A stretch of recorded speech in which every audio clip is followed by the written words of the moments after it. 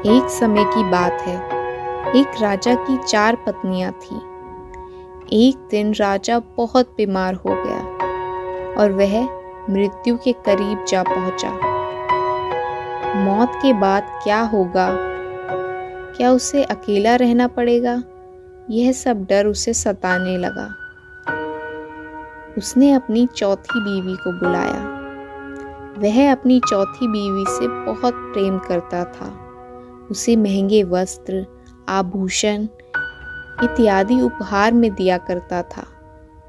राजा ने अपनी चौथी पत्नी से कहा, प्रिय, मेरी हालत बहुत खराब है। लगता है मैं बच नहीं पाऊंगा। क्या तुम मेरे साथ मरने के लिए तैयार हो? चौथी पत्नी ने उत्तर दिया, मुझे माफ करिएगा, पर मैं आपके साथ नहीं जा सकती।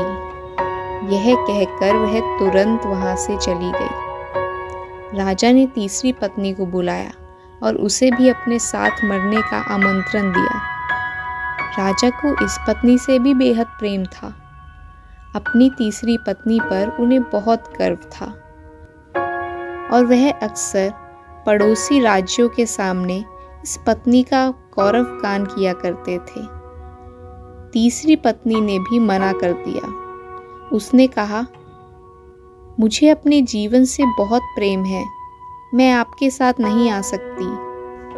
मैं जानती हूँ आप मुझसे बहुत प्यार करते हैं, पर आप मेरी चिंता ना कीजिएगा। आपके मरने के बाद मैं ज़रूर ही दूसरी शादी कर लूँगी। अब उसने दूसरी पत्नी को बुलाया।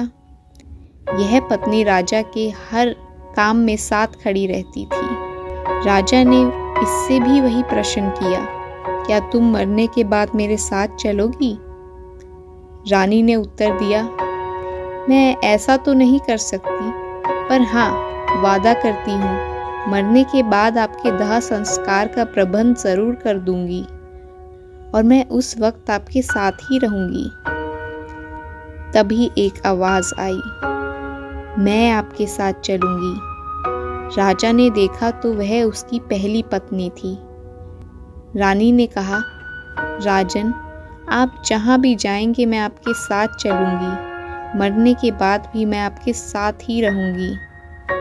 पहली पत्नी उसकी वही पत्नी थी जिस पर उसने सबसे कम ध्यान दिया। राजा को बेहद शर्मिंदगी महसूस हुई।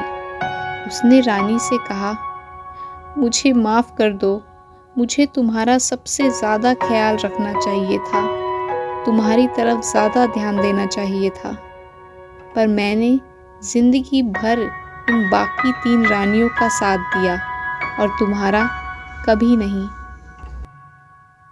इस कहानी में बताई गई 4 पत्नियां असल में हम सबके पास है। चौथी पत्नी हमारा शरीर है, जिसे हम स्वर्ण आभूषणों, महंगे वस्त्रों से सजाने में लगे रहते हैं, पर अंत में वह हमारा साथ छोड़ देता है। तीसरी पत्नी वह सब चीज़ें हैं जिन्हें हम ताउम्र इकट्ठा करने में लगे रहते हैं, जैसे घर, ज़मीन जायदाद, महंगे उपकरण इत्यादि। पूरे जीवन हम इस पर घमंड करते हैं और अपने दोस्तों और पड़ोसियों को दिखाकर काफ़ी खुश होते हैं।